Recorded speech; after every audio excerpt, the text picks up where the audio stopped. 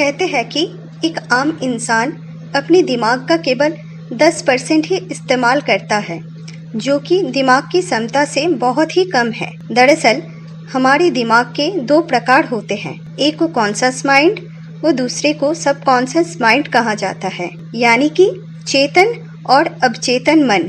Conscious mind हमारे उन कार्यों को नियंत्रित करता है जो चेतन अवस्था में किए जाते हैं।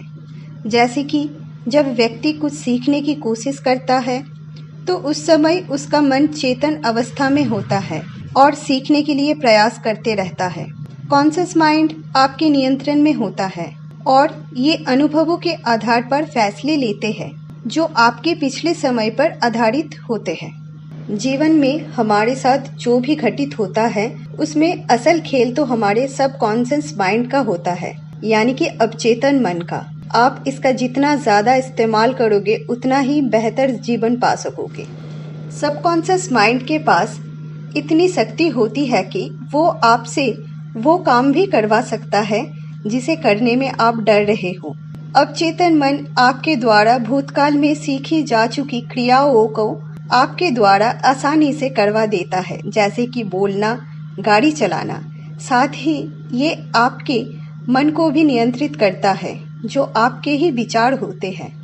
यदि आप किसी काम को करने में डरते हैं और उस डर को बनाए रखते हैं तो सबकॉन्शियस माइंड आपको उस काम को नहीं करने देता है और डर को बनाए रखता है।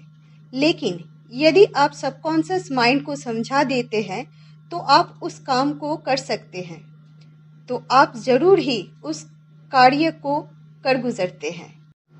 सबकॉन्शियस माइंड के द्वारा आप वो सब पा सकते हैं जिसकी आप चाह रखते हैं। इसे हम एक उदाहरण से समझते हैं।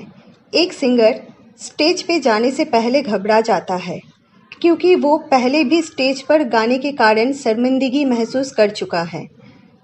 अब ऐसे में यदि वो अपने अवचेतन मन को समझाए कि पहली बार हुई हार के कारण शर्मिंदा होने की आवश्यकता नहीं है, बल्कि इस बार और बेहतर परफॉर्म करने की ज़रूरत है, तो वो पुनः स्टेज पर जा सकेगा।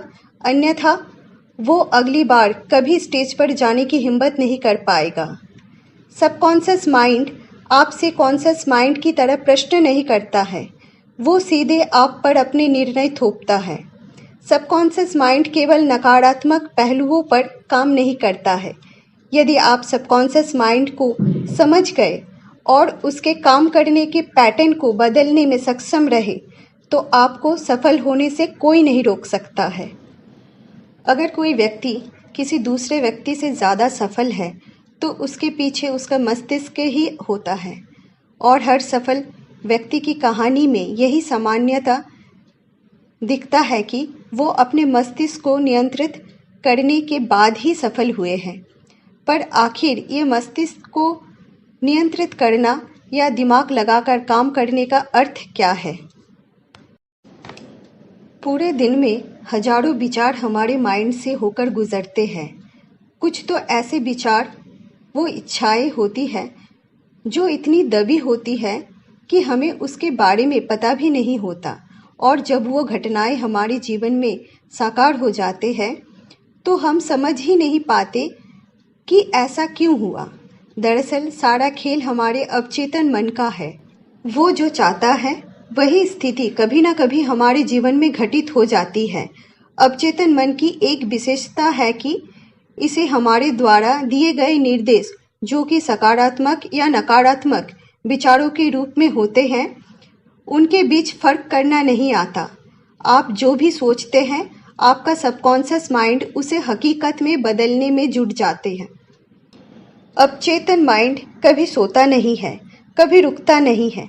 चाहे आप सो रहे हो तब भी ये चलता रहता है। इसी का उदाहरण है आपका बिना रुके लगातार सांस लेते रहना और दिल का धड़कते रहना। जब आपको कहीं चोट लग जाती है तो ये आपकी वाइट ब्लड सेल को उस चोट को ठीक करने का आदेश देता है और कुछ ही दिनों में आपकी चोट ठीक हो जाती है, क्योंकि आप चाहते हैं कि आपकी चोट ठीक हो जाए। इसके बाद आपका सबकॉन्शियस माइंड आपके आदेश को मानकर काम करने में जुट जाता है। तभी कहा जाता है कि हमेशा अच्छा ही सोचें, वही जो आप चाहते हैं, क्योंकि जो आप चाहते हैं वही होता है। जाने अनजाने में आप चिंता कर बैठते हैं, नर्वस हो जाते हैं और इस तरह के अनेक नकारात्मक विचार कई बार मन को घेर लेते हैं। ऐसे में कुछ सही होने की वजह स्थिति और बिगड़ जाती है, क्योंकि आप वही सोच रहे थे। तो अब से केवल सकारात्मक ही सोचें और उसे साकार होता हुआ देखें। अगर आपको ये जानकारी और ये वीडियो अच्छी लगी तो प्लीज़ चैनल को सब्सक्राइब कर दीजिए और वीडियो को लाइक और शेयर कर दीजिए। राधे राधे।